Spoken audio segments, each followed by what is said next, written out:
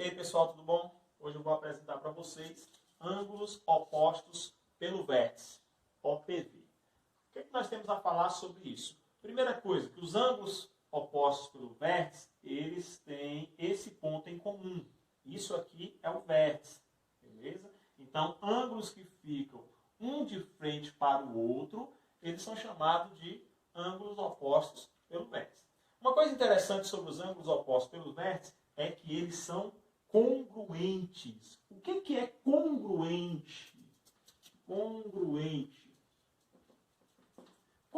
gente, na língua popular quer dizer igual, quer dizer que eles têm o mesmo valor. Então aqui, olha só, eu tenho o ângulo X, o ângulo Y, o ângulo Z e o ângulo W.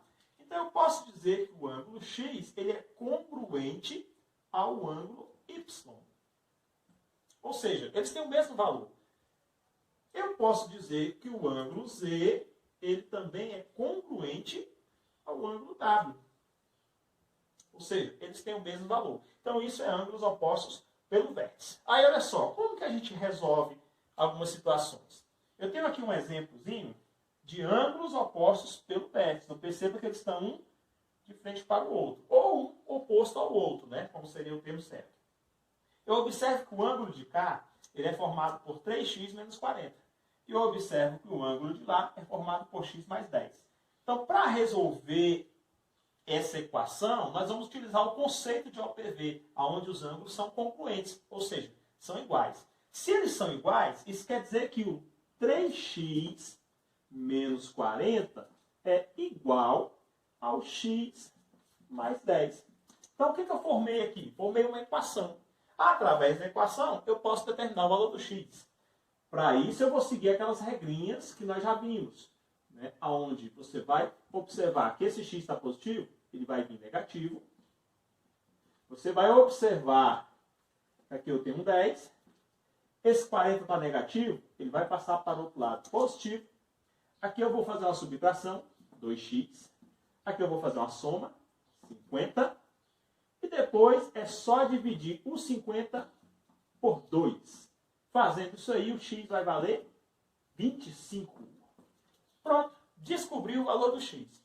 E se eu quiser saber o valor do ângulo? Aí é fácil. Uma vez que eu já sei o valor do x, agora eu venho aqui e substituo esse x pelo valor que eu encontrei. Que no caso aqui é 25 menos 40. E vou fazer essa continha aqui, ó. Toda vez que eu tenho um número acompanhado de uma letra, trata-se de uma multiplicação. Então, se eu tenho 3x e cada x vale 25, então eu tenho 3 vezes 25. 3 vezes 25 vai dar 75. Aí eu vou diminuir do 40. 75 menos 40, 35. 35 o quê? Graus. Beleza? Então, isso quer dizer que esse ângulo aqui, ó, vale 35 graus. Se eu quiser fazer desse lado, é a mesma coisa, ó. X mais 10. Quanto que vale o x? 25. Então, 25 mais 10. Ou seja, 35. Eles são iguais ou congruentes. Beleza? Bom, agora vamos para ângulos adjacentes ou ângulos colaterais. O que são ângulos adjacentes?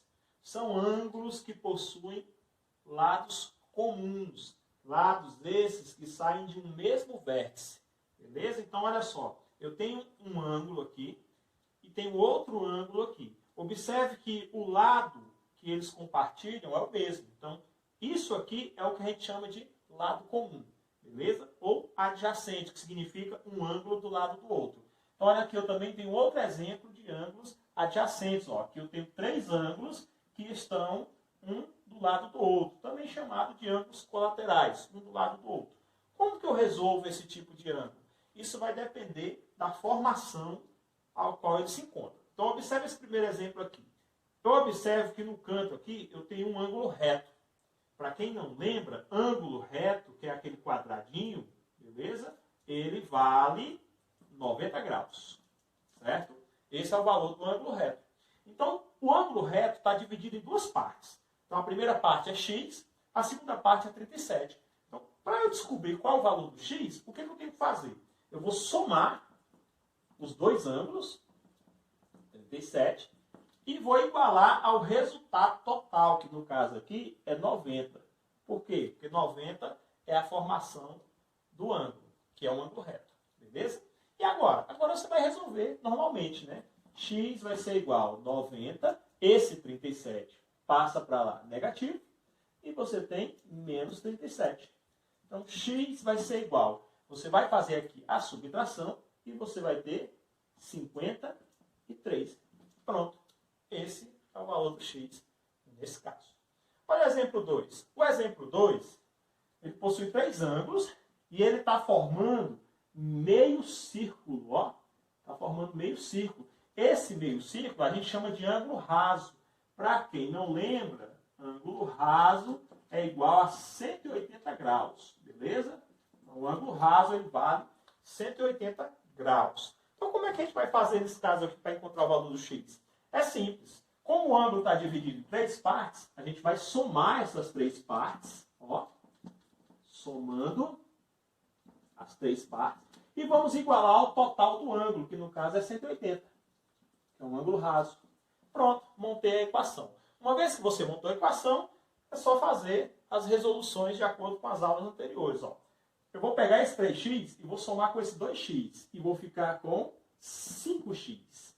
Que vai ser igual. O 180 já está lá. Esse 80 ele tem que ficar depois da igualdade. Então você vai passar ele para depois e vai mudar o sinal. Tá mais, ele tem que passar menos. Beleza? Ó. Agora você vai fazer aquela subtração. 5x vai ser igual a 180 menos 80, o que vai dar 100. E agora é só pegar esse 100 e dividir por 5. E x vai ser igual a 20. Então preste atenção que o x vale 20. E se eu quiser saber quanto que vale cada ângulo? Aí é simples. Se um x vale 20, aqui eu tenho 3x, correto?